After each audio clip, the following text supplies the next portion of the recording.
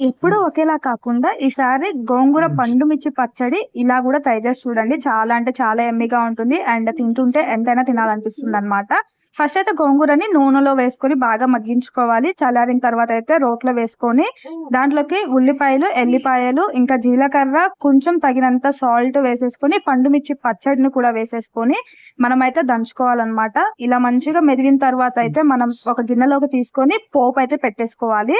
పోపు మంచిగా వేగిన తర్వాత అయితే గోంగూర పండు మిర్చి పచ్చడిని కూడా వేసేసుకొని మంచిగా ఒక 2-3 మినిట్స్ అయితే ఉంచిన తర్వాత గ్యాస్ ఆఫ్ చేసుకుంటే గనక చాలా యమ్మీగా ఉండే గోంగూర పండు మిర్చి చట్నీ అయితే రెడీ అయిపోతుంది అనమాట.